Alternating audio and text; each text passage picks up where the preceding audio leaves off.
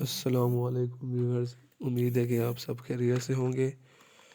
تو اس بات کو پھر آگے سے سٹارٹ کرتے ہیں جہاں تک میں نے آپ کو پہلے بتایا تھا کہ جان ایلے کی جو ہم کتاب کے بارے شہد کے بارے میں بتا رہے تھے، تو اس میں ہم تھوڑا سا آگے بتاتے ہیں کہ آپ سوچتے ہوں گے کہ میں نے اپنے کلام نہ چھپوانے میں آخر اتنا مبالغہ کیوں کیا۔ اس کی وجہ میرا ایک احساس جرم اور روحانی اذیت ہے جس کی واردات میں آگے چل کر سناؤں گا۔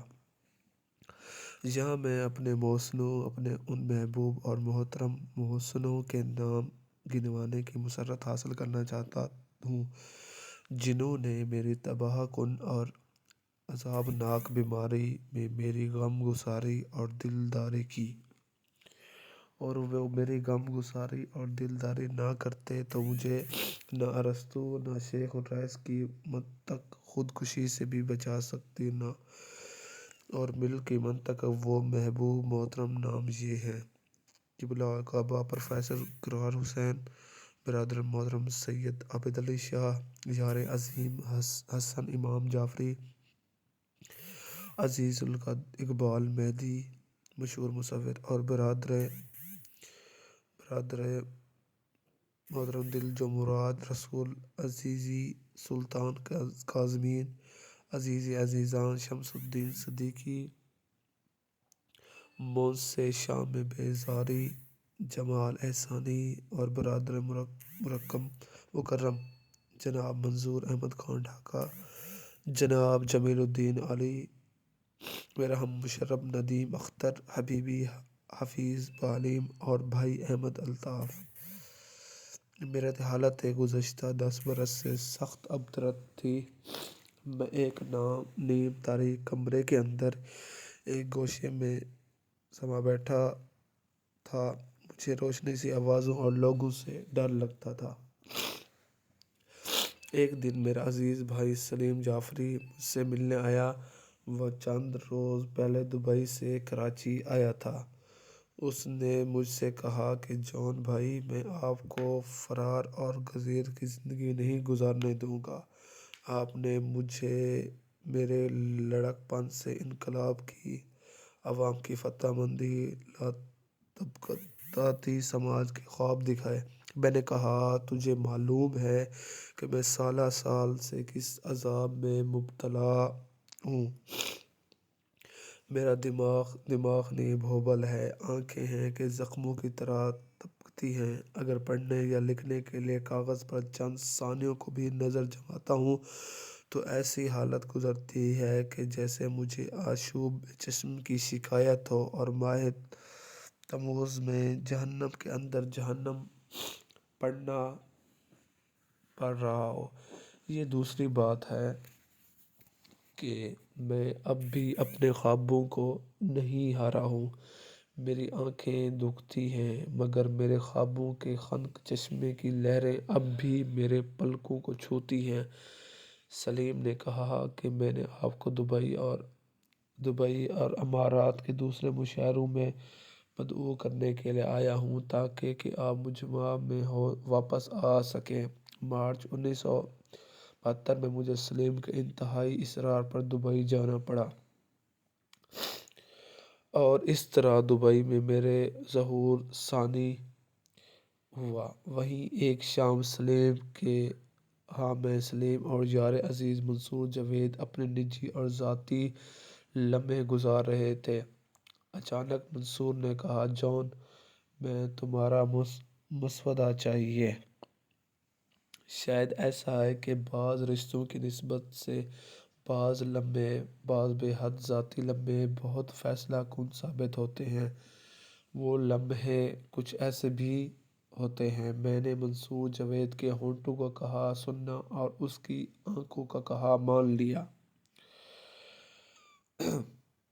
مجموعے کی اشاعت کے منصوبے پر عمل درآمد کرنے کی ذمہ داری سلیم کے سپرد کر دی، مگر میں نے اس منصوبے پر نہ عمل ہونے میں آخر دونوں کے ایک مسلسل اصرار سے مجبور ہو کر جولائی 1955 میں اپنے عورق پریشان لے کر بیٹھا۔ میں جس اذیت ناک حالت میں مجموعہ مرتب کرنے پر مامور ہوا تھا، اس حالت میں شاید ہی کسی شاعر نے اپنا مجموعہ مرتب کیا ہو۔ میں اس حالت سے کہیں زیادہ اذیت ناک حالت میں تھا اور ہوں، جس میں 10ویں صدی عیسوی کے عظیم المرتب ادیب اور مفکر ابو حیان توحیدی نے اپنے حالات سے تنگ آ کر اس عہد کے باذوق امراء کی خوشنودی حاصل کرنے کے ناگوار مشقت سے بیزار ہو کر اپنی ناکام زندگی کے آخری لمحوں میں اپنے تصنیفات کے مسودے جلوا دیے تھے۔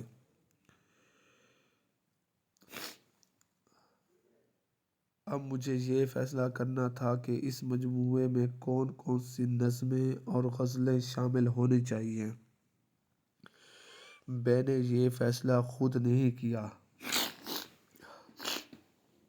بلکہ جمال احسانی، ندیم اختر اور ممتاز سعید پر چھوڑ دیا۔ جب انہوں نے فیصلہ کر لیا تو میں نے اور برادر عزیز عتیق احمد نے اس کا جائزہ لیا اور ان سے اتفاق کیا کہ اب جو سب سے اہم ملہ درپیش تھا وہ غیر مطبوعہ کو مطبوعہ بنانے کا ملہ تھا۔ یہ سب سے اہم اور جانکاؤ ملہ شکیل عادل زاد نے سر کیا۔ اگر شکیل نہ ہوتے تو یہ مجموعہ شائع ہی نہ ہو سکتا۔